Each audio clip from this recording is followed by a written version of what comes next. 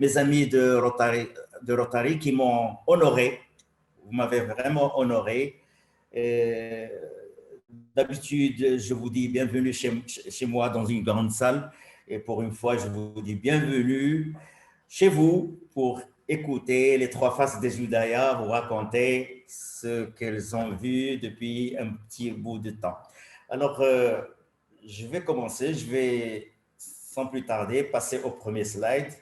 Alors, comme vous voyez, vous avez en face de vous les Judaïa, vue du ciel, les trois faces des Judaïa.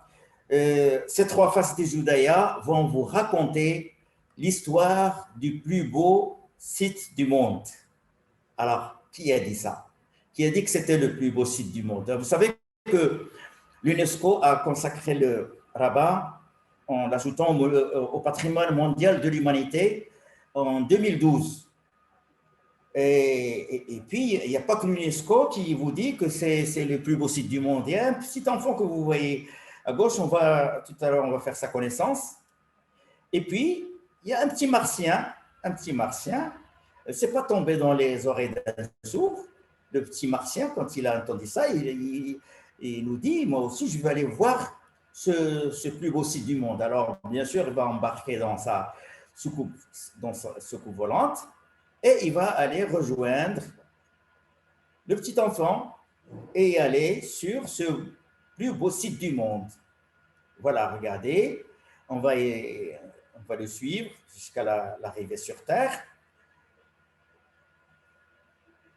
Et vous allez constater que les Judaïa ont trois faces.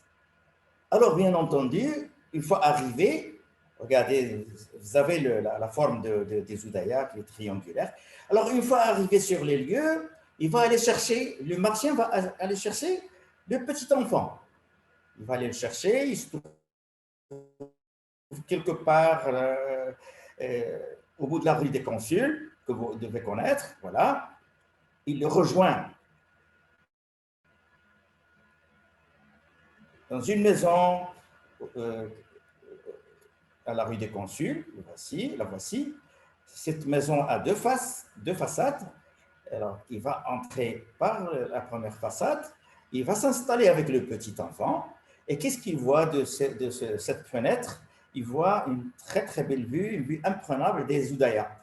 Seulement, il faut qu'il voit le site des autres fenêtres. Alors, il passe aux autres fenêtres. Regardez. Et qu'est-ce qu'il voit? Un site magique, une vue magnifique sur le Bourg grec, sur les Judaïa, le Bourg grec, Hassan. Ça, c'est... je veux juste préciser, si vous ne le savez pas, le petit enfant, c'est moi. J'ai ouvert les yeux dans cette maison, j'avais 1 an, j'ai ouvert les yeux dans cette maison. Et cette maison, on l'a quittée en 1957. Et là, c'est une maison magnifique où on a une vue imprenable sur le site. Alors, bien entendu, il voit le site de Rabat, mais le plus beau site du monde, c'est Rabat Salé. Donc, ils doivent passer à Salé pour voir Rabat. De Rabat, de cette fenêtre-là, ils voient Salé, mais il faut qu'ils passent de l'autre côté. Alors, qu'est-ce qu'ils vont faire? Bien sûr, le martien, il a son moyen de locomotion, moyen de transport, je veux dire, et le petit enfant va traverser le Bourg grec à la nage. Il va mettre ses habits, ses chaussures sur la tête, il va les attacher avec sa ceinture ou une ficelle pour passer de l'autre côté et pour qu'ils voient tous les deux le plus beau site du monde de l'autre côté. Alors, regardez ce qu'ils voient de l'autre côté. Voilà. Je ne vais pas continuer jusqu'à la terre, mais on va arrêter. Et là-bas, la maison, notre ancienne maison, la maison qu'on a quittée en 1957. Voilà, alors, les Judaïa. Puisque ce sont les Judaïa qui nous ont donné les trois faces pour nous raconter ce qui s'est passé dans le site, on va essayer de parler un tout petit peu des Judaïa. Comme vous le savez, les Judaïa, c'est l'œuvre des Almohades, 1150.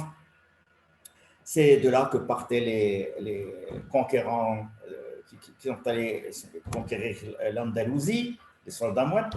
Et quand on a expulsé les musulmans d'Andalousie, ils sont venus s'installer aux Oudayas. Alors, regardez les Oudayas, il y a un siècle.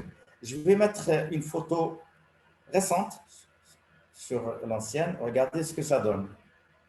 On va essayer de parler des Oudayas tout à l'heure. On va essayer d'aller à l'intérieur pour voir un tout petit peu ce qui est à l'intérieur. Alors, les Oudayas, ça c'est l'artère principale. C'était, si vous voulez, la rue principale des Oudayas. Voilà, avec l'avènement de la photo, quand on a pris la photo, il y avait des noix là. C'était le début du siècle.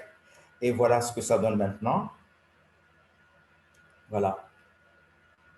Donc, ça, c'est la rue principale des Oudayas. Maintenant, on va aller dans le jardin des Oudayas. Regardez le jardin des Oudayas. On nous parle du jardin andalou des Oudayas, mais cette photo montre qu'il n'y avait pas de jardin. Peut-être que quand il y avait un Moulin Bleu Ali, quand c'était un palais, peut-être qu'il y avait un jardin. Mais quand les Français sont venus, avec l'avènement de la photo, les premières photos des Oudayas, vous voyez qu'il n'y avait rien du tout. C'était du sable. Ça, ce sont les agents de police français qui entraînent les agents de police marocains. Voilà.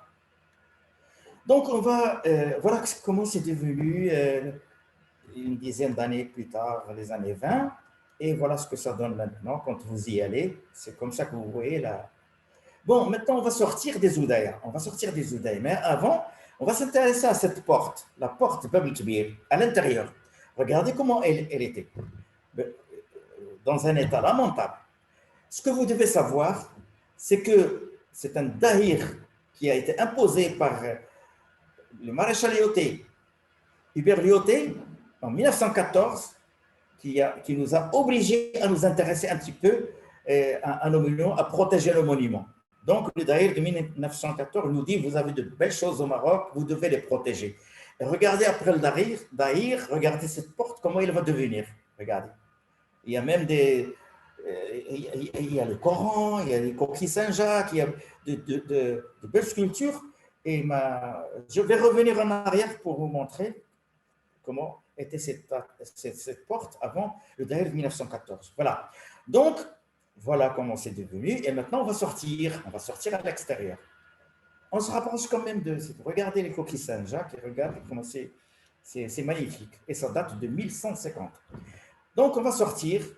Voilà la première face, la face des Oudayas, qui va nous raconter ce qui s'est passé à la place des Oudayas. Avant, c'était la place Souk el-Ghzel. Quand j'ai ouvert les yeux, moi, sur la place, c'était Souk el-Ghzel. C'est là où on vendait n'importe quoi. C'est là où il y avait les dompteurs de singes, de serpents. C'est un peu Jambe el-Fna à Rabat.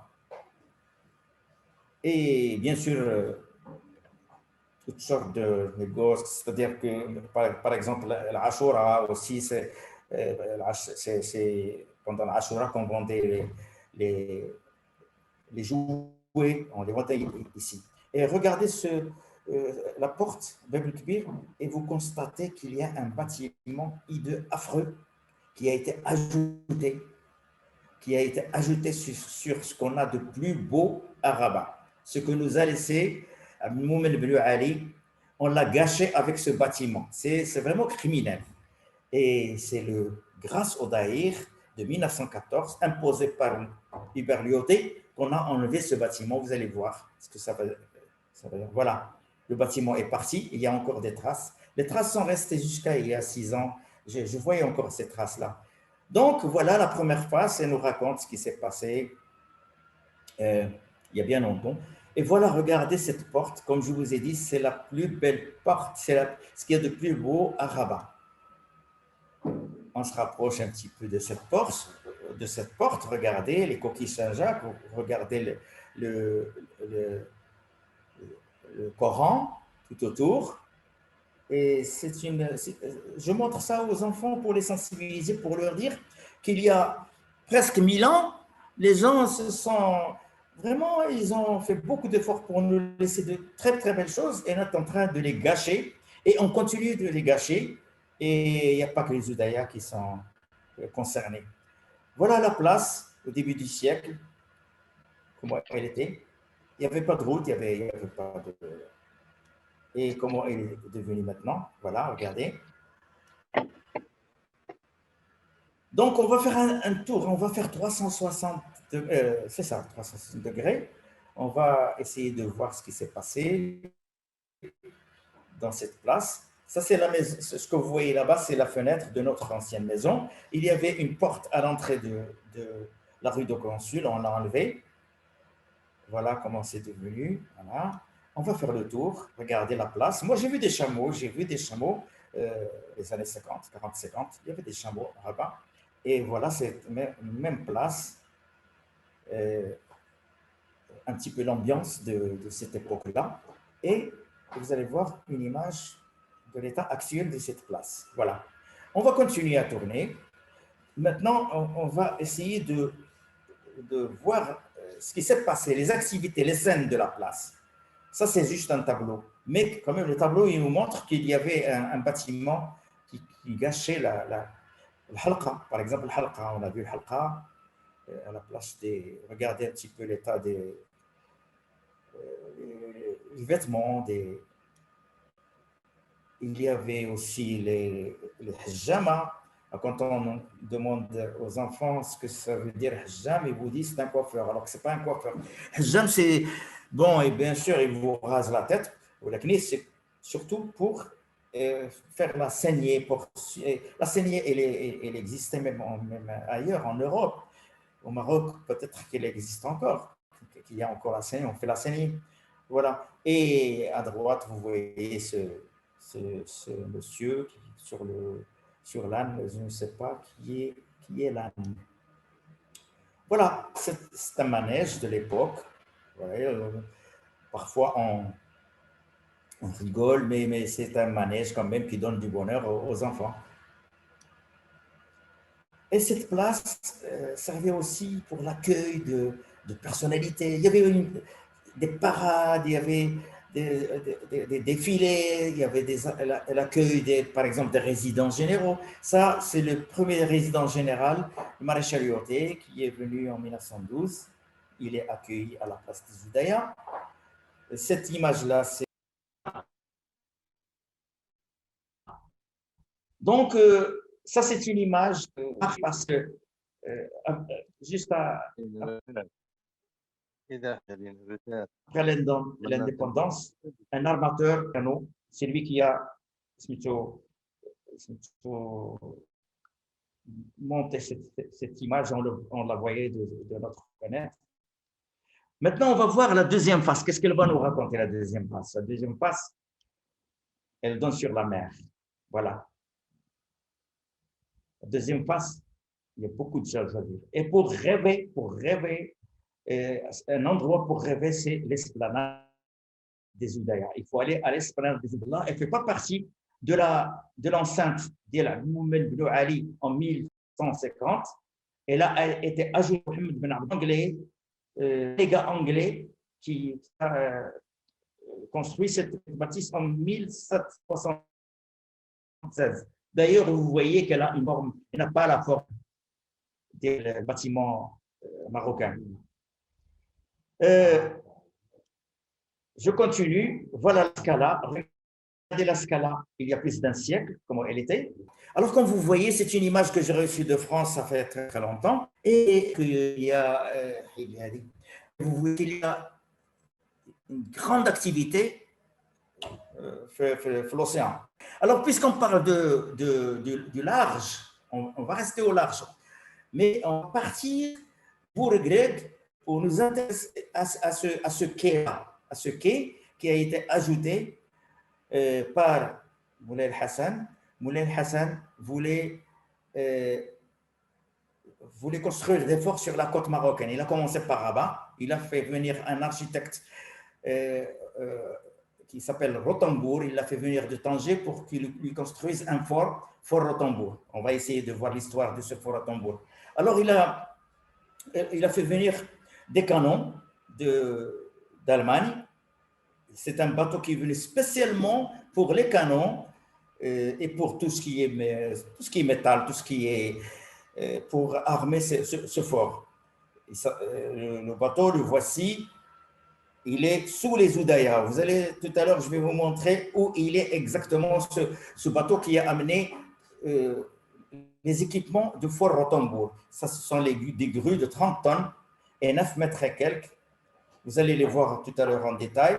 Et c'est un bateau qui est venu spécialement pour ces canons. Et vous allez voir ce que je faisais il y a quelques années ici, en ce lieu. Voilà. Bien sûr, on a aménagé une voie ferrée.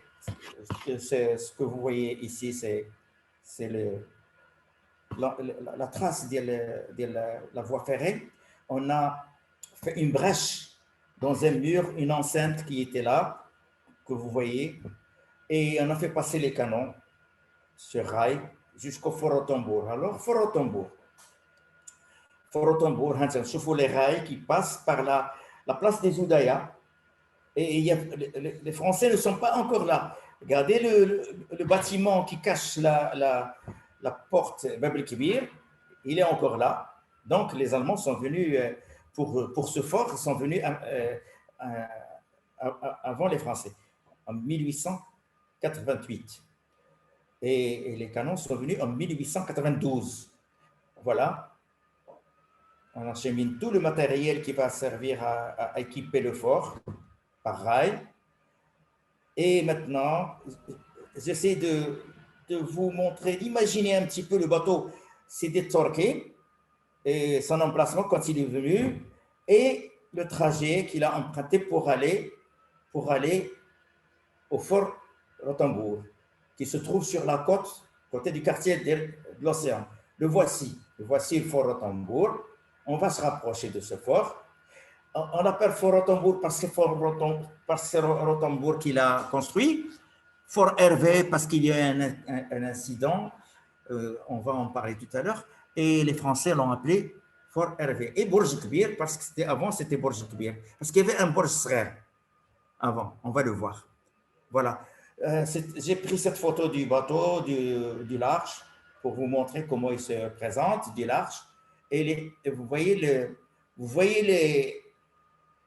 l'emplacement des canons, des tourelles.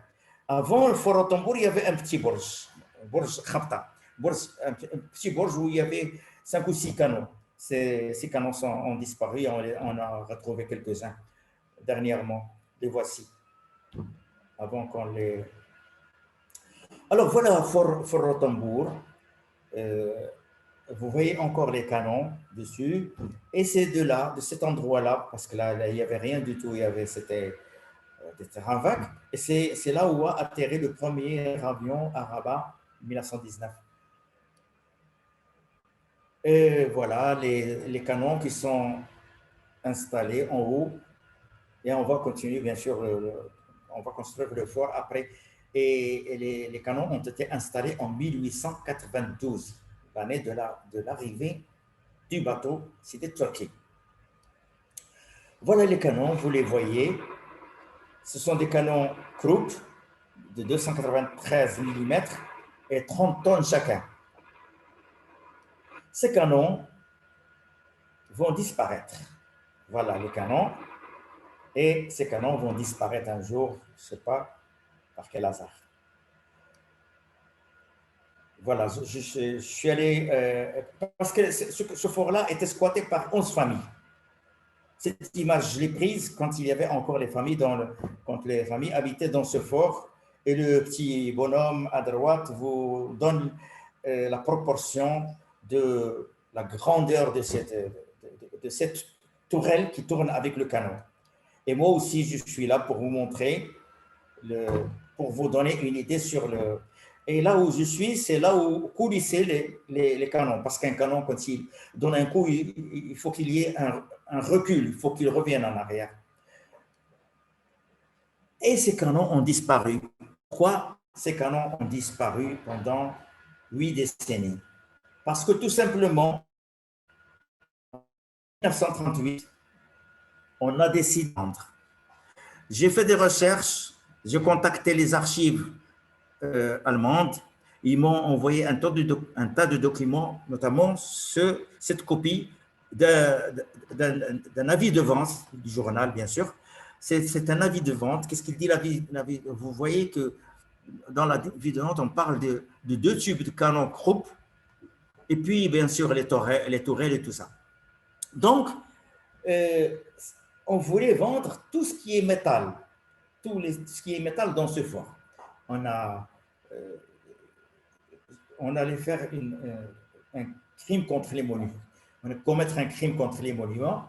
Et c'est un monsieur Grieger qui a signé l'avis de vente. Alors, dernièrement, il y a un monsieur Grieger qui a commencé à discuter avec des gens dans une page de Rabat. Et je lui ai dit s'il avait un lien avec la famille Grieger, avec le monsieur Grieger qui a signé. Il m'a dit c'est mon oncle, c'est un grand monsieur et tout. Je lui ai dit, eh ben, ce monsieur-là a failli commettre disons, un crime contre les monuments. Et voilà. Avant, quand il y avait encore les familles, je suis monté sur le sixième étage d'un bâtiment pour prendre cette photo pour vous dire que le fort était squatté par des 11 familles. Regardez, il y a encore les antennes, c'est encore. Et puis, on a commencé à le restaurer. Regardez ce que ça donne. Maintenant, il est restauré et c'est devenu un musée, le Musée national de la photographie. Et voilà, les canons, quand on les a retrouvés, on les a déplacés pour, bien sûr, les astiquer et tout. Et voilà comment ils sont. C'est une ancienne photo. Ils sont mieux que ça maintenant. Il y a du gazon et tout. Voilà, une photo récente. Pas très récente, mais quand même qui vous montre l'état actuel du fort, qu'il a été restauré, et les canons. Bon, moi, j'ai préparé un dossier, je l'ai donné à de grands responsables pour qu'on remette les canons en haut, mais on m'a dit que c'était impossible, il y avait beaucoup de problèmes techniques. Donc, bon, je me suis dit, tant mieux, mais quand on voit des centaines de personnes qui prennent des photos à côté, c'est mieux qu'ils soient là. En haut, ils ne peuvent pas prendre des photos. Maintenant, on va revenir au large parce que la deuxième face des Judaïens nous parle du large. On s'est intéressé à ce fort, mais on va vraiment parler du large maintenant. Et on va parler d'une activité extraordinaire. Et moi-même, je ne savais rien du tout sur cette activité. C'est la course et la piraterie. Et quand j'ai découvert ce document la première fois, j'étais étonné. Pendant toute ma vie, j'ai entendu parler des corsaires de Salé. Et quand j'ai découvert ce document, la première fois que j'entends parler des corsaires de Rabat, les corsaires n'étaient pas à Salé, ils étaient à Rabat. Il y a là mouillage des vaisseaux corsaires qui demeurent toujours sous le fort. Et j'ai commencé à faire des recherches. Il y a une autre image que vous allez voir qui parle de la bibliothèque de Danemark, qui parle de navires des corsaires de Rabat. Et là, vraiment, j'étais étonné. J'ai commencé à faire des recherches. J'ai passé beaucoup de temps à la Bibliothèque nationale et je me suis rendu compte qu'il n'y a pas un seul historien au monde qui vous dit que les corsaires étaient à Salé. Ils étaient bien à Rabat. Tous les historiens, je vous cite quelques-uns, Leila Mziane qui a écrit Salé et ses corsaires qui vous dit que Salé, c'est Rabat, c'est pas ça. Et Hassan Amili, la même chose. Vous avez Coindreau, tous les historiens vous disent que les corsaires étaient. Pourquoi ces Rabatis sont devenus corsaires? Eh bien, tout simplement parce qu'ils voulaient se venger de ceux qui les ont chassés d'Espagne. Comme vous le savez, en Andalousie, un jour, on a décidé de chasser les musulmans ou alors leur demander de se convertir.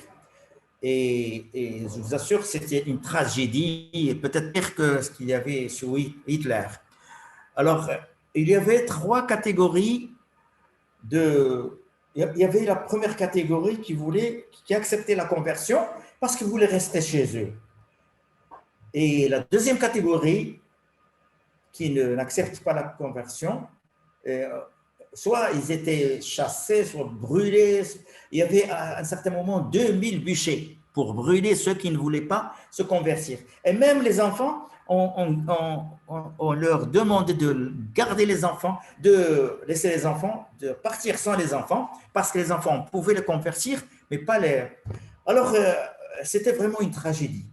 Et puis, il y avait une troisième catégorie, des menteurs. Les menteurs qui n'acceptaient pas de se convertir, mais qui mentaient. Quand on leur demande si c'était vraiment converti, ils vous disent oui, mais ces gars-là ne pouvaient même pas prier devant leurs enfants de peur d'être... peut-être les enfants vont peut-être parler devant et on va venir les embêter. Donc, les menteurs, pour savoir s'ils mentaient vraiment, on leur demandait s'ils avaient appris, bien sûr, tout sur l'ABC du christianisme, et puis on leur donnait à boire du vin. Alors, bien sûr, ils avaient peur de se faire suer, ils préféraient boire un verre de vin et ne pas mourir. Et d'où la chanson que vous connaissez, Tikshbila, c'est-à-dire Shbilia, nous allons revenir à Shbilia. L'image vous montre l'exode, bien sûr, vous montre l'exode. Et Tikshbila, ça veut dire Bella. Shbilia, on va revenir à Shbilia, Tioulioula. Maqtluni, mahyaouni, on ne m'a pas tué, on m'a juste donné un verre de vin. C'est le roi Philippe III qui est le dernier signataire, le signataire du dernier décret, je l'ai montré, pardon, j'y suis allé vite, voilà, qui a signé le décret de 1609, c'est Philippe III. Alors, pendant leur exode, les bruits couraient que Philippe III était agonisant. Alors, ils souhaitaient sa mort. Et c'est pour ça qu'ils disent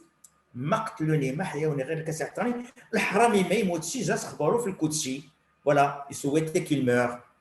Et cette chanson, nous, on la chante quand on fait la fête. Alors que c'était un chant de désespoir à l'époque. Bon, alors, ce qu'il faut savoir, que ces expulsés qui sont venus, ils sont allés un peu partout, ils sont allés en Algérie, ils sont allés à Tétouan, ils sont allés à Fès, mais le plus gros est venu à Rabat. Ils ont voulu entrer à Salé, mais on leur a interdit l'accès parce que pour les Slaouis, ces expulsés ne sont pas de vrais musulmans. Comme Salmin Rabat. Ils buvaient, enfin, ils portaient des pantalons, ils se rasaient, ils parlaient castillan, ils buvaient du vin aussi, et ce n'étaient pas de vrais musulmans, donc ils n'avaient pas droit à l'accès à Salé. Et c'est justement l'une des raisons pour laquelle il est impossible que les Slaouis soient des corsaires. Ce sont les Herbati qui étaient des corsaires. Alors, ces Herbati voulaient se venger de ceux qui les ont expulsés. Ils ont commencé à construire des bateaux, comme celui-là, par exemple. C'est le bateau restaurant, que vous pouvez trouver sur la rive gauche de Rabat. Ils construisaient des bateaux. À un certain moment, Louis Chénier, qui était consul à Rabat, nous dit qu'il a vu 44 bateaux. Et puis, un certain Razili qui était avec Louis XIII nous dit qu'il a vu 60 bateaux. Alors, imaginez le bourg grec, 60 bateaux dans le bourg grec. Alors que maintenant, il n'y a pas un seul bateau. Ça veut dire que Rabat Salé ont tourné le dos à la mer, qu'il n'y a plus beaucoup d'activités comme avant. Alors, ces Rabatis qui sont allés se venger, qu'est-ce qu'ils ont fait? Ils attaquaient les bateaux, ils prenaient tout ce qu'il y avait à l'intérieur, soit les hommes, marchandises et tout. Et bon, pour certains, la vengeance, c'est la jihad bahri. Pour d'autres, c'est la piraterie. Pour d'autres, c'est la course. Mais pour moi, personnellement, je préfère parler de la course. C'est-à-dire, ce sont des corsaires. Ils sont allés un peu partout. Et il faut reconnaître qu'il y avait des étrangers, des fois, comme Mourad Reis, qui s'appelait Janssen, qui les aidait un petit peu dans la navigation, Et puis, il faut avouer aussi qu'il y avait beaucoup de marins à l'époque. Il y avait la famine et les gens préféraient être dans un bateau pendant des mois plutôt que de rester sur la, c'est-à-dire sur le continent où il y avait pas grand-chose à manger. Donc, ces corsaires sont allés un peu partout. Ils sont allés se venger des bateaux espagnols. Ils ont commencé par les Espagnols, les Portugais. Et l'appétit vient, comme on dit, l'appétit vient en mangeant. Ils sont allés plus loin, ils sont allés en France, euh, ils sont allés en Angleterre, ils sont allés un peu partout dans l'océan Atlantique. Alors imaginez que au sud de l'Angleterre, on éteignait les phares. Bon, bien sûr, les phares à l'époque, c'était, il y avait, il y avait, il y avait pas d'électricité, c'était bien sûr, on allumait des flammes comme ça. Et ils éteignaient les phares pour que les Herbatés ne voient pas la côte et qu'ils aillent se fracasser contre la côte. En France, au nord de la France, au diocèse de Coton, c'est une paroisse où il y a des églises. Il y avait un rituel chaque dimanche, comme chez nous. Le vendredi, il y a la prière du, du, euh, du vendredi. On fait des prières, que Dieu nous sauve, nous préserve des mécréants, etc., etc. Eh bien, il y avait un rituel chaque dimanche en France, dans les églises de France, on, parce, que parce que les froids que suscitaient les pirates étaient immenses. Et qu'est-ce qu'on disait? Qu'est-ce que disaient les curés? Mon Dieu, gardez-nous des Salétains. Parce qu'à l'époque, les Rabatis s'appelaient les Salétains. Que Dieu nous préserve des Salétains. Vous voyez un peu la frayeur que provoquaient les Salétains, les corsaires de Rabat. Je continue. Et voilà. Alors, bien sûr, ils sont allés en Angleterre, ils sont allés à Reykjavik, au nord de l'Atlantique, presque le pôle Nord. Ils sont allés à Terre-Neuve, Canada. Ils sont allés au Brésil. Ils sont allés un peu partout.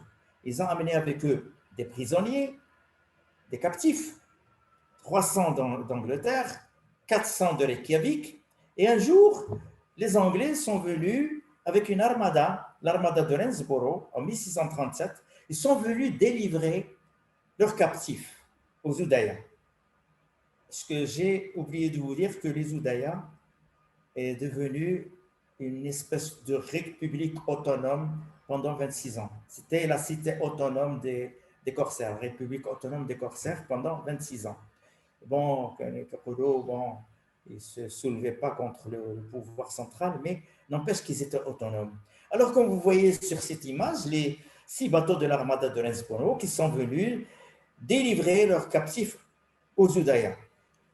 Voilà. Comme ils ne pouvaient pas entrer parce qu'il y a la barre, les bateaux d'Herbaté, ce sont des bateaux légers qui peuvent passer sur la barre. Et comme ils ne pouvaient pas passer, ils ont installé les canons à salé. C'est ce que racontent tous les historiens et surtout Coindreau. Coindreau, il vous dit que les Anglais ont installé les canons à salé. Ils ont commencé à bombarder les Oudayas et Rabat. Et il dit même que Rendsboro a apporté à Al-Ayashi un concours inattendu. C'est-à-dire que Al-Ayashi était content qu'on bombarde Rabat. Bien sûr, il y avait des animosités à l'époque entre les deux rives. Et il y a beaucoup de choses à dire sur cette animosité. Et je préfère qu'on en parle une autre fois. Bon, maintenant, on a terminé avec la deuxième phase qui nous a raconté ce qui s'est passé au large entre les corsaires et bien sûr tout ce qui s'est passé au large. Maintenant, on va passer à la troisième phase, la plus importante et la plus longue. On va suivre ce bateau, le Belém, qui est venu un jour au Maroc. Dans cette photo, j'y suis dedans. Je suis venu dans ce bateau-là, magnifique, de Tanger à Rabat. Alors, on va suivre ce bateau pour aller s'intéresser à ce que va nous dire la troisième face des Oudayas. C'est la plus importante. Regardez cette image magnifique. Qu'est-ce qu'elle va nous raconter? Elle va nous raconter tout ce qui a bougé sur ces deux rives du Bourg grec, la métamorphose du site. Et plus tard, on va parler des activités. Alors, le bourg grec a toujours été visité. Il a été visité plusieurs fois. Quand on parle du bourg grec, on ne parle pas de tout le bourg grec qui fait 240 kilomètres. On parle juste d'un tout petit bout, les derniers kilomètres du bourg grec. Et quand on parle de l'histoire connue, ben, c'est à peu près 20 siècles. Chastel parle de 20 siècles de l'histoire du bourg grec. Et il y a 15 jours, il vient de sortir un livre qui parle de 28 siècles. Je ne l'ai pas encore vu, mais il parle de 28 siècles d'histoire du bourg grec. C'est intéressant à voir. Et voilà. Donc, comme je vous ai dit, le bourg grec a été visité par les Phéniciens, par les Carthaginois, par les Romains. Vous pouvez trouver des vestiges à Chella. Et puis par les Arabes, bien sûr, les Mérinides, etc. À la fin. Donc, on va essayer de voir, là, ce que vous voyez en haut, c'est Chella, c'est surtout Chella qui a été visité avant Rabat et Salé. Et ça, c'est le bout du fleuve. Je vous ai dit qu'on allait parler du bout du fleuve, et non pas de tout le fleuve. Regardez comment c'était il y a à peu près un siècle, et vous voyez une image récente du fleuve, du bourg grec. On va essayer d'aller en amont, et vous constatez que sous le Mellah, il y a l'effet de l'érosion. L'eau arrivait jusqu'au Mellah, et bien sûr, c'est l'effet d'érosion. Si vous voyez ces petits creux, ces cavernes, vous pouvez les voir même maintenant, c'est l'effet de l'érosion. Voilà, regardez, les bateaux arrivaient juste sous le Mellah. Et qu'est-ce qui s'est passé? Eh bien voilà, regardez cette image.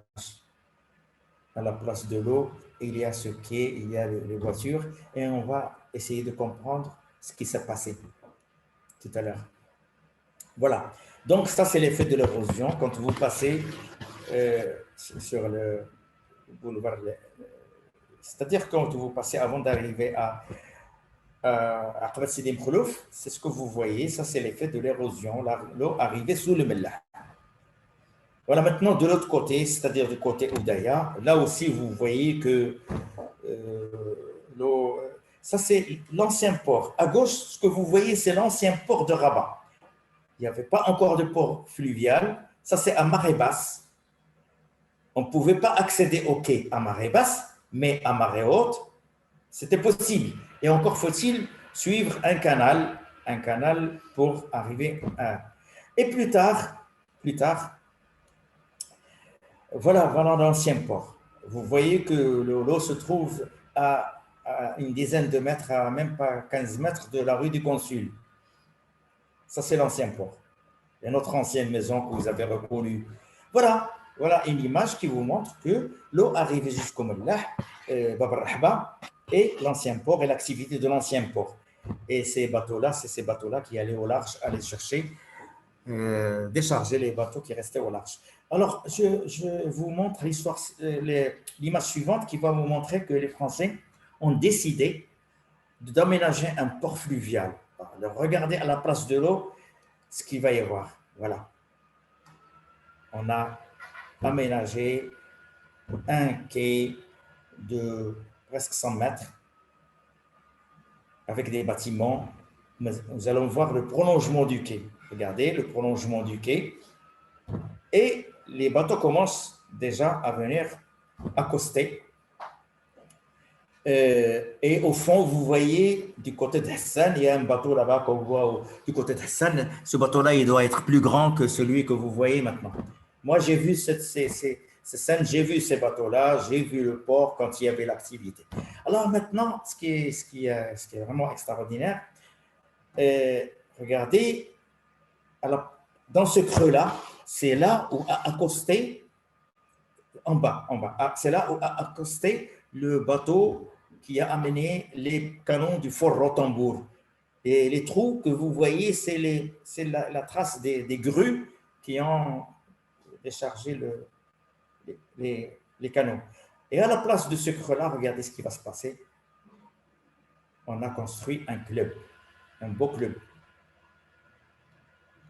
Le Yacht Club de Rabat. C'est un club où on a passé toute notre vie, on a Nos enfants ont grandi là, nous avons grandi là, nous avons fait beaucoup de choses. C'est mon père qui était le premier gérant de ce club. Donc ça, c'est un petit bout de notre vie qui est parti. Vous allez voir comment il est parti. Voilà, regardez cette image-là. On a tout démoli, il n'y a plus de club, il n'y a plus rien du tout. C'est un petit peu notre vie qui a été bousculée. Alors, on continue. Alors, maintenant, vous allez comprendre ce qui s'est passé. Je vous ai dit que les Français ont ajouté un quai pour l'aménagement d'un vrai port fluvial pour que les bateaux puissent venir accoster. Avant, c'était des petits bateaux. Il y avait beaucoup de rameurs qui allaient au large décharger les grands bateaux. Maintenant, ce sont les grands bateaux qui peuvent accéder à ces quais-là. Et tout ce qui va apparaître en bleu a été ajouté pour l'aménagement du. Vous voyez. Maintenant, on va aller en amont, en aval, plutôt en aval. On va descendre le bourg grec et on va voir ces jetés, les molles. On les appelle moon, mais ce sont les molles. En français, ce sont les molles. Pourquoi les molles? Parce que quand on a aménagé un port fluvial, il fallait le protéger. Que vous avez vu tout à l'heure que l'eau arrivait avec violence sous le mellah et vous avez vu l'effet de l'érosion. Il fallait protéger le port. On a aménagé deux jetés. Voilà. Vous allez voir les jetés, comment elles vont apparaître. Voilà. On pense déjà aux jetés. Ça, c'est peut-être l'architecte qui a pensé à ça. Et voilà les jetés, comment on les voit du satellite. Ce que vous voyez en haut, c'est la trace du train qui a aménagé les matériaux, qui a amené des carrières de Boukhnadl pour la jetée de Salé. Et en bas, la trace, c'est-à-dire c'est ça, du train qui est venu des carrières de Akrash pour amener les matériaux pour la jetée de Rabat.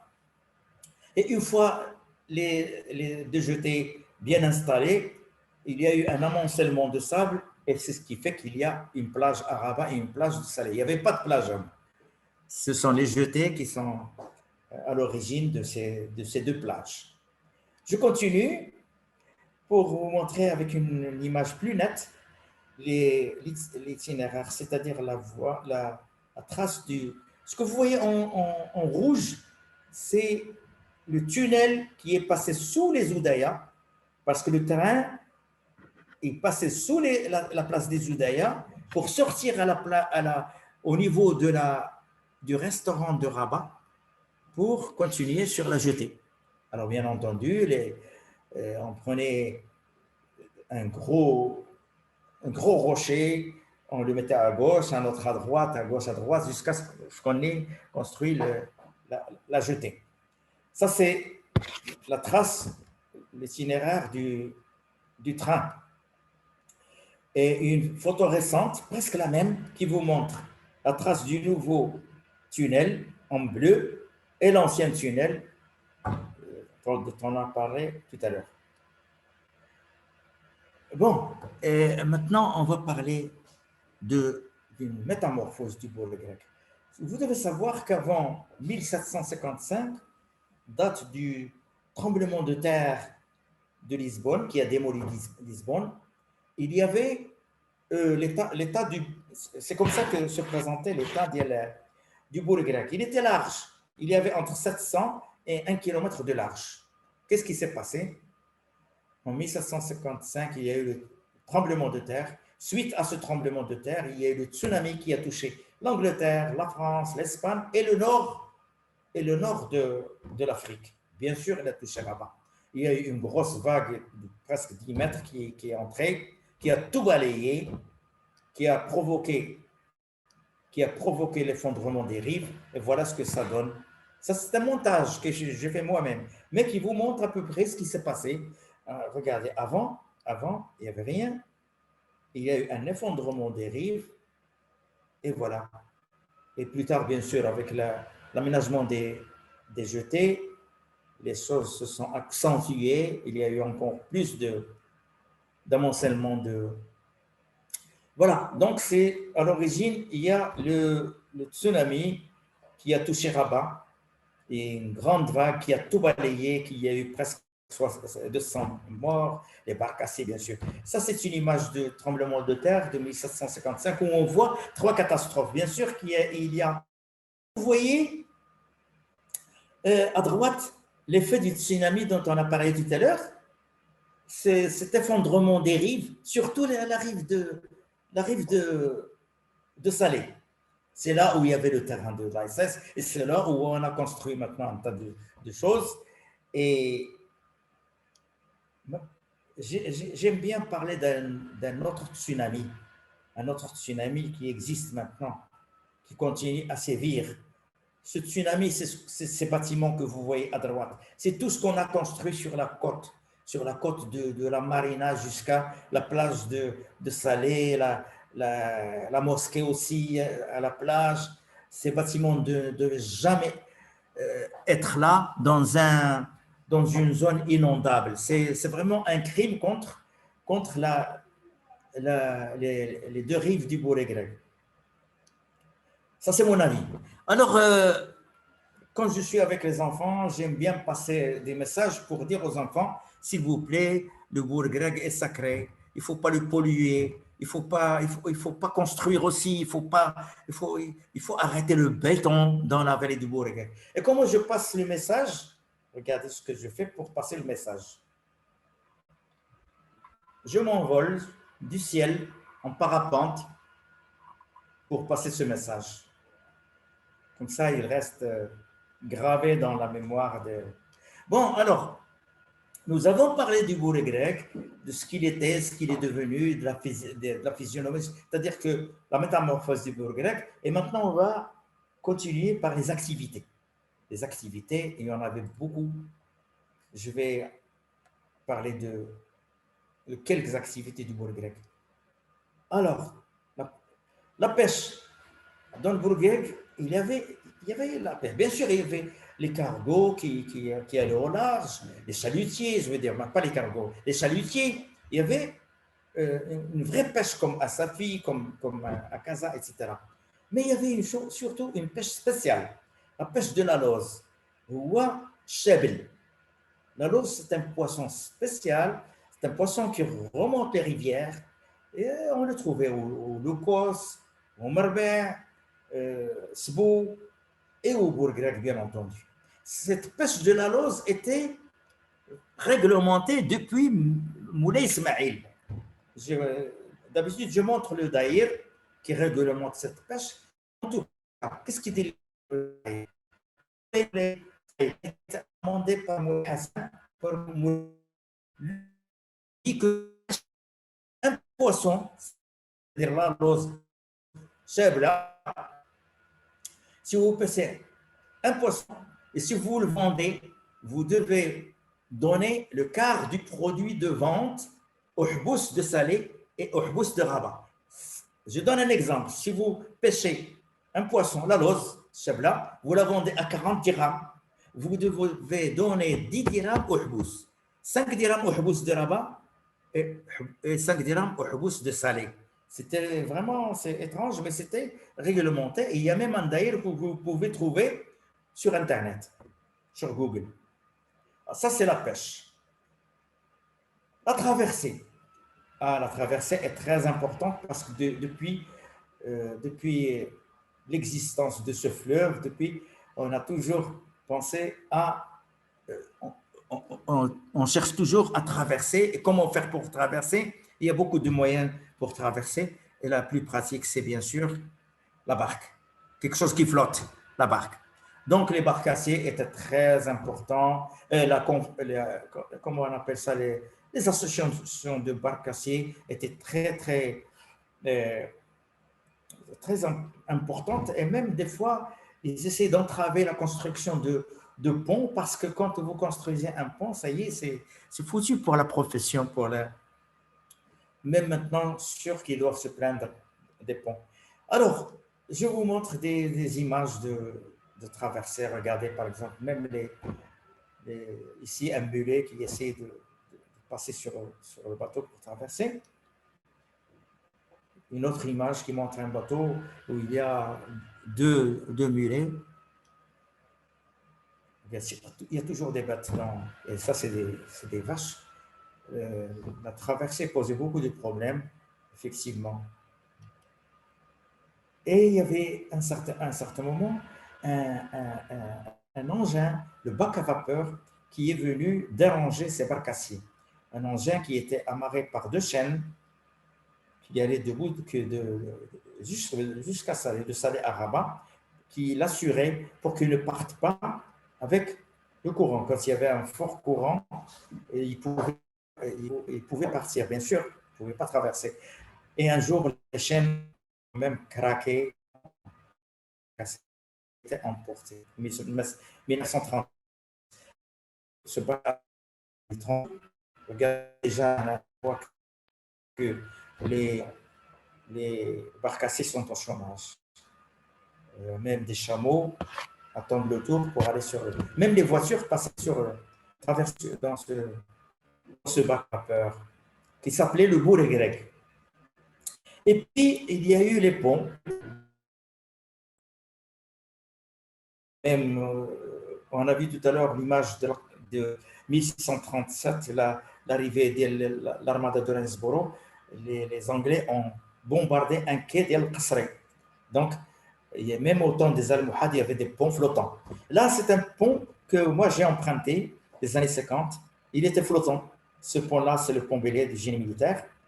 Alors, bien sûr, pour passer en amont ou pour passer en aval, les bateaux devaient trouver un moyen. Voilà le pont flottant. Eh bien, tout simplement, on enlevait un petit bout au milieu, on le mettait à côté, les bateaux passaient et on remettait le bout à sa place. Voilà. Et puis, il y a eu en 1959, c'est un pont. J'ai vu l'inauguration de ce pont, c'était Mohamed V qui l'a inauguré. Et il y a un autre pont qui s'appelle le Nouveau Pont, toujours Hassan II. Voilà. Et puis, maintenant, il y a le pont le plus haut d'Afrique qui se trouve bien en amont sur le Bourg-Grec. Ici, on va parler de la traversée des rois. Bien sûr, les rois aussi avaient le droit à... ils devaient traverser, ne serait-ce que pour aller faire la prière dans une mosquée à Salé, ils devaient traverser. Et puis pour aller au nord, il n'y a pas un autre moyen que traverser le Bourg-Grec. Il n'y avait pas de pont. Ça, c'est une esquif, une chaloupe, un bateau qui a été offert au roi par la reine Victoria. Regardez comme il est beau. Et ce que vous voyez là derrière, c'est la grue qui a servi à décharger les canons du fort au tambour. Donc là, ce sont les Français qui l'ont enlevé. Et je suis sûr que le gars que vous voyez en haut, c'est Moulay Youssef, ou alors c'est peut-être même le jour où on a reçu cette esquif de la reine d'Angleterre. Voilà, le roi, il est porté par ses serviteurs, il descend de l'esquif royal. Et voilà, ici, on reconnaît en bas le maréchal Lyoté qui reçoit le roi, le sultan, à l'époque le sultan Maurice. Alors, nous parlons de la traversée, il y a une traversée historique qui a changé le cours de l'histoire du Maroc. C'est la traversée du troupe du général Moignet. Alors, comme c'était Fès, c'était la capitale avant 1912, c'était Fès la capitale. Et au nord de Fès, il y avait tout le temps des séditions, des troubles. Alors, il fallait mater ces troublions, comme on dit, ces tribus. On a fait appel. Moi, je ne vous dis pas qui a fait appel à ces troupes. Je vous dis, on a fait appel à ces troupes du général Moignet qui sont venues de France en 1911, sont venus de Marseille 1500 bonhommes sont venus de Marseille. 15 000 bonhommes, je veux dire, qui sont venus de Marseille et 9 000 d'Algérie. L'Algérie, c'était l'Algérie française. Bon, bien sûr, ils sont venus à Casa, ils ont fait jonction et ils sont venus à Rabat. Ce sont les troupes du général Moignier, le 27 avril 1911. Ils sont venus à Rabat pour traverser, bien sûr, pour aller au nord. Ils ne pouvaient pas faire autrement. Alors, cette traversée, les voici, sont arrivés à Rabat. Ça ne vous dit pas grand-chose, ce que vous voyez, cette image-là ne vous dit pas grand-chose. Mais si je superpose la nouvelle image, vous allez comprendre qu'il s'agit de la place des Oudayas et au fond, vous avez les Oudayas. Voilà. Ils ont fait une brèche. Voilà, ils sont passés par là. Ils ont fait une brèche, vous voyez la flèche rouge. Il y avait une enceinte qui protégeait le port.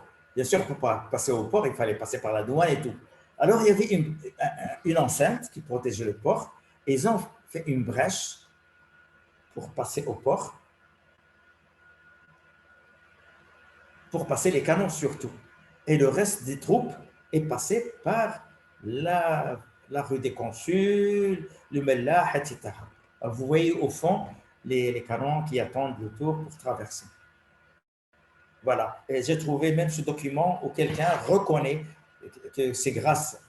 Ils disent, ce sont les militaires bien sûr, qui disent fait par nous. Ils sont fiers d'avoir fait cette brèche, cassé ce mur pour laisser passer les.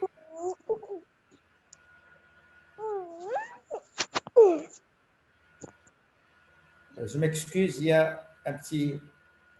Je continue. Alors, je continue. Il y a un petit bruit qui est venu comme ça. Je continue. Je vous ai dit que ce sont les militaires qui ont cassé ce mur. D'ailleurs, il a été cassé une deuxième fois. Ils sont passés par la voie et la flèche. Ils sont passés du côté de la flèche et les voilà qui essaient de passer les canons.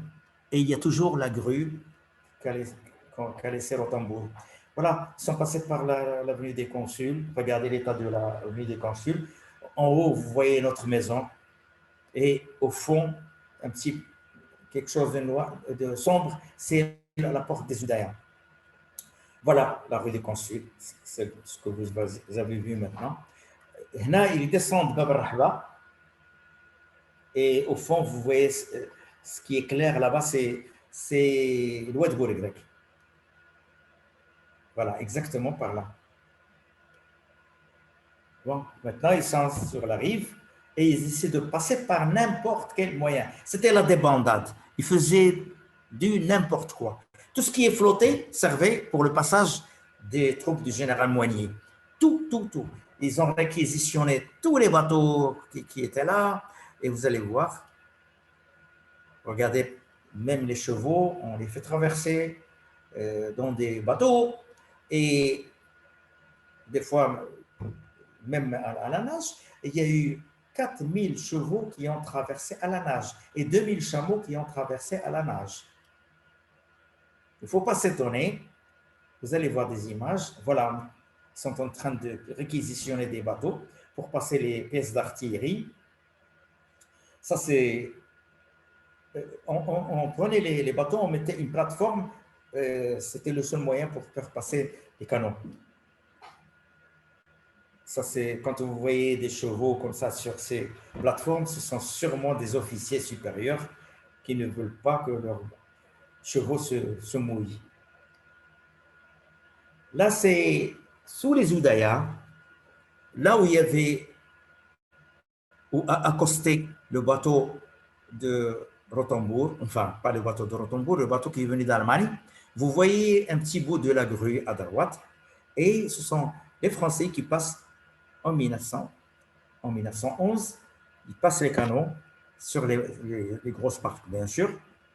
Et regardez ce qui s'est passé. Ça, c'est l'Herbati de confession juive, au Mellah, qui sont en train de voir du spectacle. Je voudrais bien être à leur place parce qu'il y avait vraiment du spectacle. Regardez ce qui s'est passé.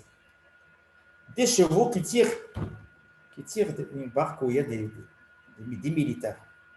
Il y a même 3 chevaux. On nous dit qu'il y a 2 chevaux, mais il y a 3 chevaux. Cette image-là vous montre le retour des troupes du général Moignier du Nord. Ils ont accompli leur mission, je ne sais pas ce qu'ils ont fait. Maintenant, ils sont revenus parce qu'ils regardent, ils remontent Bab al-Rahba, ils remontent par, bien sûr, Rahba, et leur tête est tournée vers nous. Ça veut dire qu'ils ont accompli leur mission, qu'ils sont revenus. Et à la place des Oudaya aussi, voilà par où ils sont passés. Et à la place des Oudaya, donc la direction veut dire qu'ils sont revenus. Bon, ça c'est juste pour l'anecdote. Je ne sais pas si vous connaissez Sidi Mkhlouf, Aqbat Sidi Mkhlouf, c'est le Boudi Mellah, quartier juif, Arbaté. Et la légende raconte qu'il y avait un juif qui s'est converti à l'islam, il est devenu un frère, et il, a, il avait pitié de ces étudiants qui viennent de Salé, il leur faisait traverser le bourg grec à pied sec, c'est-à-dire qu'il ne se mouille pas. Bon, ça c'est les légendes, c'est juste pour mettre un petit peu d'ambiance dans mon exposé. Et il y a un autre qui fait la même chose, on va le voir tout à l'heure. Bon, maintenant on va parler d'une autre activité. Il y avait une compagnie de sauvetage dirigée par un grand monsieur, Abdelkrim Dromi. Abdelkrim Dromi et ses compagnons ont accompli beaucoup d'exploits. Ils ont sauvé beaucoup de vies. Et Abdelkrim Dromi est devenu un héros. Il a même été invité à la Sorbonne. Le voici avec ses camarades. C'est lui qui tient la barre. Il a été invité à la Sorbonne pour recevoir la médaille du meilleur sauveteur de France. Enfin, France, à l'époque, même le Maroc, on comptait les sauveteurs marocains parmi les Français. Le voilà à la Sorbonne, la petite flèche qui bouge à droite, jaune, c'est Abdelkrim Dromi à la Sorbonne. C'est lui qui a eu la médaille d'or devant tous les Français. Voici un article de l'Excelsior, un journal français, où il y a indiqué en bas Raïs Abdelkrim Rabat, médaille d'or.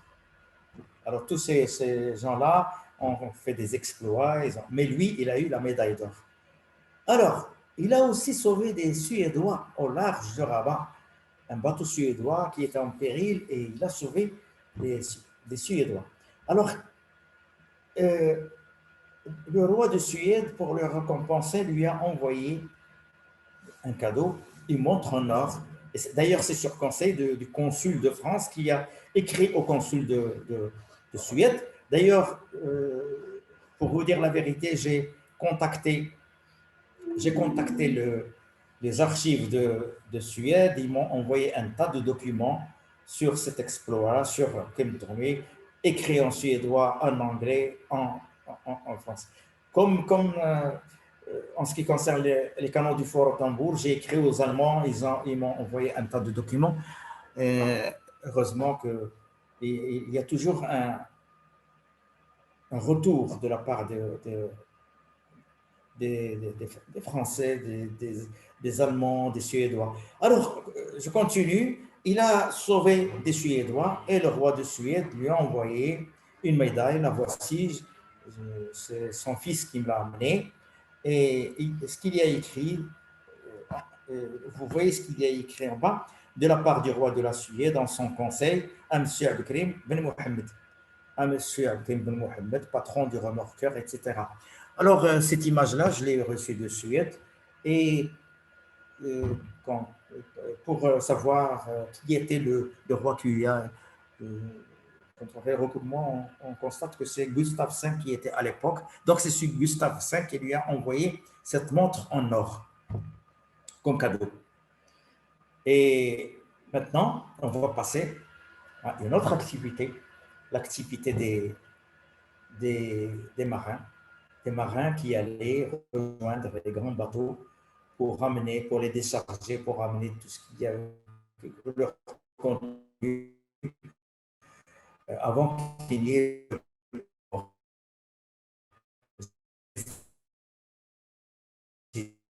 Sidi Yabouri. Pourquoi? Vous allez comprendre les Sidi Yabouri.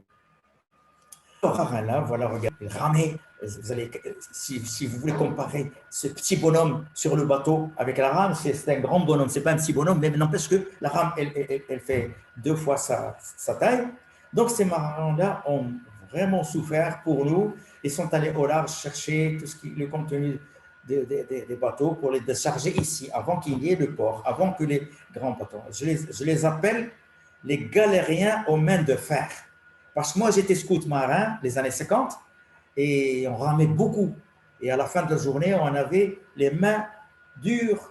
Vraiment, c'était affreux. Alors, eux qui faisaient ça toute la journée, ils devaient avoir les mains de fer. Alors, ils allaient au large, comme je vous ai dit, ils allaient au large, rejoindre les bateaux. Ça s'appelle rester en rade. Les bateaux restaient en rade. Ils attendaient d'être déchargés par les petits bateaux. Voilà une image d'un grand bateau et vous voyez à droite le bateau de nos marins de Sidi Yabouri qui vont le... Voilà. Et Sidi Yabouri, il y avait ces marins-là, quand ils allaient au large, quand ils étaient en difficulté, ils chantaient un chant. Moi, je l'ai entendu à l'époque, et puis il a disparu. Et j'ai décidé de trouver ce chant. Sidi Yabouri d'abord, avant de parler du chant, Sidi Yabouri, c'est ce monsieur-là, c'est ce marabout-là, qui est enterré là, la coupole en bleu. C'est un monsieur qui est venu d'Evora du Portugal. Il est venu au Maroc, il est devenu un grand saint, et les marins l'imploraient quand ils étaient en difficulté. Et il était le maître de Sidi ibn Ashr, que vous voyez au fond, Sidi ibn Ashr, qui est venu de Gémina en 1356.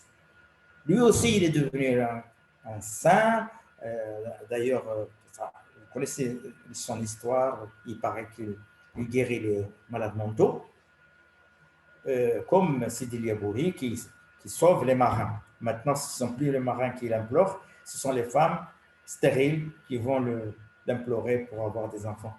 Alors, Sidi Yabouri, cette chanson, ce chant marin Sidi Yabouri, je l'ai cherché, je l'ai trouvé. J'ai trouvé par hasard une jeune fille qui chante bien au conservatoire Moulay Archid, qui a appris ce chant.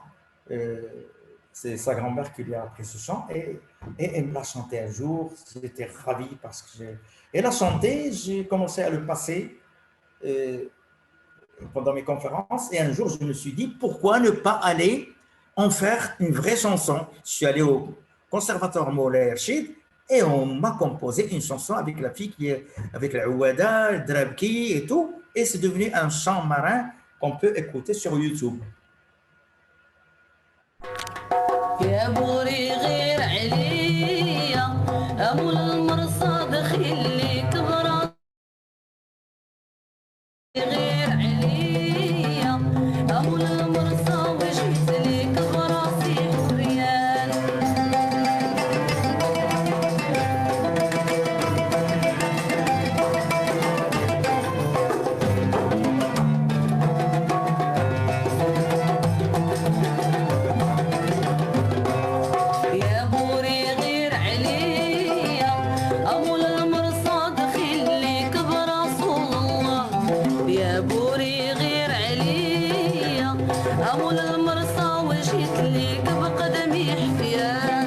Je préfère arrêter parce qu'il y a encore un tout petit bout.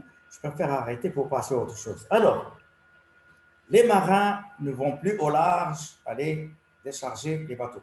Les bateaux, les grands bateaux commencent à entrer. Regardez cette image. Essayez d'imaginer ce bateau-là sous la tour Hassan. Regardez ça. Moi, j'ai vu ces bateaux. J'ai vu ces bateaux des Oudaya jusqu'à... Et voilà une autre image sous les Oudaya. Tout à l'heure, on était sur Hassan, maintenant, sous les Oudaya. Et sous les Oudaya surtout. Moi, j'ai vu cette ambiance, j'ai vu ces bateaux. J'ai vu l'atelier des travaux publics au fond, un petit chantier naval où on on réparait les bateaux. Et puis les bâtiments, tous ces bâtiments, bien sûr, et même vous les avez vus. Donc, plus de Sidi Abouri, les bateaux commencent à entrer dans le bourg grec et c'est devenu un port fluvial qui se respecte. Voilà. Par exemple, ici, les bateaux qu'on a vus sur Hassan, voilà, il y a un petit bâtiment, tout petit bâtiment blanc. Je l'ai occupé quand je suis allé au ministère de l'Équipement. C'était mon bureau. Je m'occupais d'un grand club nautique. Voilà ce que c'est devenu maintenant. Et une autre image de l'époque où il y avait des bateaux. Le petit bâtiment à gauche que j'ai occupé, qui était mon bureau, et regarder les bateaux. Et plus tard, voilà, ça c'est le club des travaux publics. J'étais directeur. Et au fond, là-bas, regardez ce qui va se passer. Une marina. On a creusé pour aménager une marina, la marina de Salé. Voilà. Et on a construit. Alors, vous voyez la métamorphose du bourg grec. Bon, alors, nous allons presque terminer. Nous allons terminer par la dernière activité du bourg grec, les activités de loisirs. Il y a toujours eu des activités de loisirs, même avant l'arrivée des Français. Une petite image qui vous montre que le bourg grec est bien animé. Ça, c'est... Mais avant, il y avait de l'animation. Regardez par exemple ici. Je reconnais le bateau, l'esquif du roi. Sûrement qu'il doit y avoir, c'était une fête, peut-être la fête du trône, mais en tout cas, ça bougeait sur le fleuve. Il y avait beaucoup de clubs. Regardez ce club flottant, le club nautique, que j'ai vu d'ailleurs, jusqu'à ce qu'on l'emmène à la casse. Et c'est mon père qui était gérant à l'intérieur de ce club flottant, le club du Kvar, cercle de la voile et de l'aviron de Rabat. Voici le Kvar en 1938. Et voici les athlètes du Kvar. Regardez cette attitude, regardez ces athlètes, comment ils sont. Comparé avec les footballeurs maintenant. Et il y avait un autre club, le club nautique, et avant qu'on construise une vraie piscine, il y avait une piscine flottante. Tiens, il y a toujours quelque chose qui flotte. Avant, on a vu le Kvar qui flottait. Maintenant, on voit la piscine qui flottait.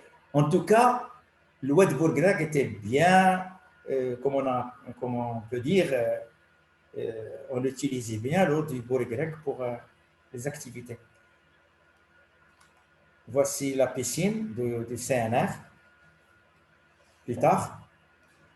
Et maintenant, on va passer au Yacht Club de Rabat qu'on a vu tout à l'heure, notre club, où on a vécu, où on a passé beaucoup de moments extraordinaires, un espace magnifique de verdure qui a disparu. Et je vais vous montrer une image de l'activité.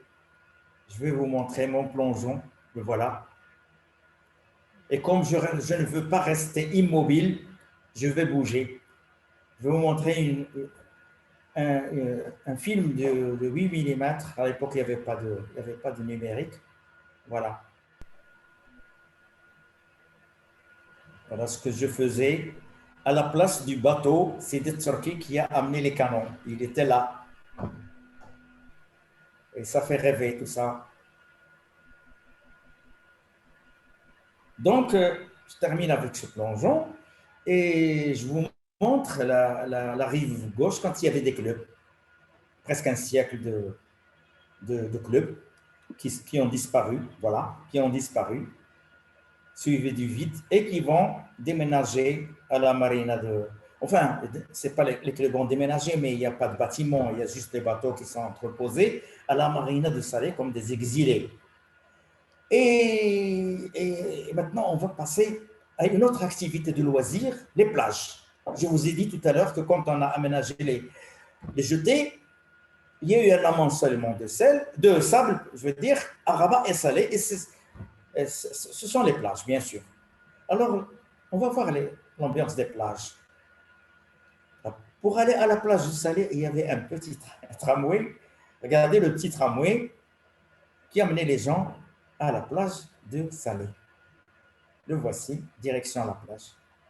Et au fond, là-bas, vous voyez la Tour Hassan. Et l'ambiance de la plage, la voici. Regardez les gens, comment ils étaient. L'élégance. À Rabat, ça c'est la plage de Rabat. Et ces baraques-là, on pouvait les amener de chez soi, les installer. C'était des vestiaires, bien sûr, des vestiaires. Les installer pendant l'été et les ramener chez soi à la fin de l'été. Regardez ce qui s'est passé maintenant à la plage. Voilà l'ambiance de la plage. Vous pouvez voir ça tous les jours, le mois d'août, mois de juillet, mois d'août. Il ne faut pas vous étonner. Et si vous trouvez qu'il y a beaucoup de monde, on va réduire. Voilà, on va réduire le nombre de... Regardez ça. On est l'un sur l'autre à la plage de Rabat. On a presque terminé. On a presque terminé. Et je vais terminer par quelque chose qui m'intrigue, qui m'a toujours intrigué, que je ne trouve pas normal. On nous dit qu'il y a deux villes. On nous dit qu'il y a Rabat et Salé, deux villes. Je trouve que c'est inadmissible au XXe siècle de parler de deux villes. Où est-ce qu'on voit deux villes? Regardez, on voit là-bas au fond le Zubaya et on voit Sidi Moussa. Pourquoi il n'y a pas de ville? Parce que tout à l'heure, je vous ai montré que le petit enfant qui traverse, il ne peut pas traverser, il ne peut pas aller de ville en ville. Le petit enfant, il ne fait que traverser un filet d'eau qui s'appelle le Boré grec. Et quand il y a des ponts, il n'y a plus de ville. Quand il y a un pont, on ne peut pas parler de ville. Quand il y a un tramway, le tramway de Rabat-Salé, un tramway ne va pas de ville en ville. Donc, il n'y a pas de ville. Et personnellement, j'ai écrit un livre, enfin, les 3 livres. Le nom du livre, c'est Des gymnastes militants. C'est un livre qui raconte l'histoire de l'Union sportive Rabat-Salé, USRS. À l'époque, il y avait qui est devenu le FUS. On ne peut pas imaginer un club pour deux villes. Donc, l'USRS, l'Union sportive de Rabat-Salé, c'est une association qui regroupe des Slaouis et d'Arbaté. Donc, il ne peut pas y avoir deux villes. Et je vais vous donner un autre exemple, qui est mon rêve d'ailleurs. Ici, on voit un filet d'eau qui sépare deux agglomérations. En haut, c'est Salé et en bas, c'est Rabat. Et moi, j'ai un rêve, comme Martin Luther King, qui nous dit « I have a dream ».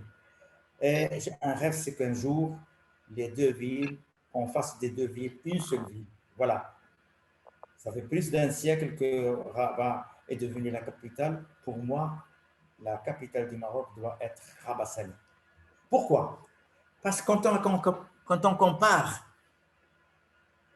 Rabat avec Istanbul, ça n'a rien à voir. Istanbul a une partie en Asie et une partie en Europe. Et même Budapest. Il y avait 2 petites cités, Buda et Pest, c'est devenu la capitale de la Hongrie, Budapest. Donc Rabat-Salé, il est inadmissible qu'il y ait 2 villes séparées par un filet. C'est une bonne proposition, moi j'aime beaucoup. Je continue Et et je termine. J'entends quelqu'un dire une bonne proposition. Je termine mon exposé. Nous allons revoir ce petit martien qui est venu sur le plus beau site du monde. Qu'est-ce qu'il nous dit? Il nous dit c'était féerique. Au revoir, c'était féerique. Et le petit enfant, c'est-à-dire moi, lui dit au revoir. Le martien va aller dans sa soucoupe et il va nous quitter. Moi, je lui dis au revoir d'en bas, filmé par un drone. Et lui, il va nous dire au revoir et il va laisser la Terre et il va revenir à Mars. Et vous allez voir les messages qui vont nous passer. J'espère que nous aussi, on pense la même chose. Voilà. Alors, il va passer dans son espace sidéral, voilà, et il va et puis il pourra revenir réapparaître pour nous dire, j'ai vu un beau site, le beau grec, j'ai vu une belle cité, Rabat Salé, et j'ai vu un beau pays, le Maroc.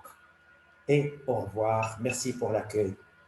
Et moi aussi, je vous dis au revoir à ma façon, à ma manière, voilà. Et je Merci, vous dis merci merci. beaucoup. Merci beaucoup. On applaudit Zioui. C'est Voilà, magnifique, j'espère, hein. Vous savez, c'est moi, magnifique. C'est c'est alors, je suis en train d'activer ma caméra pardon. pour dire à Zioui, la présentation est magnifique. On a voyagé avec vous, on a voyagé dans le temps, mais on a aussi rêvé, on a vu des choses qu'on voyait, moi en tant que bâti, je vois beaucoup de choses, j'ai vécu et j'ai vu beaucoup de choses en Rabat. Maintenant, j'ai eu la possibilité de voir et de les comprendre sous un autre angle. Merci pour tout ce que Je dit. vous arrête un petit moment. J'ai charcuté mon support parce que moi, pour moi, Zoom, on ne pouvait pas dépasser 45 minutes, Zoom. Mais la Non, conférence non, dure non, une heure et quart. Zoom Mais, professionnel. Nous avons un Zoom professionnel. oui, voilà. On J'aurais pu fait, laisser. donc on peut excéder les C'est 45 à minutes. refaire, c'est à refaire. Voilà. Voilà, en fait, je voudrais, avant de la discussion, je voudrais donner la parole à M. Abdelkrim Ben Omar, s'il m'entend, parce que je sais qu'il a beaucoup de choses à dire sur la ville de Rabat et sur ce que nous a présenté Sylvie. Avant de laisser la parole à Sir Omar, Allah yakhlik, je voudrais dire une chose. On m'accuse de beaucoup de choses. On m'accuse d'être historien. Je ne comprends rien du tout à l'histoire. Je raconte un tout petit bout de l'histoire de Rabat. Donc, tout le reste, ça me dépasse. Donc, il faut aller doucement. Il ne faut pas dépasser le Bourg-Grec et les Oudaya. Alors, je ne sais pas si M. Ben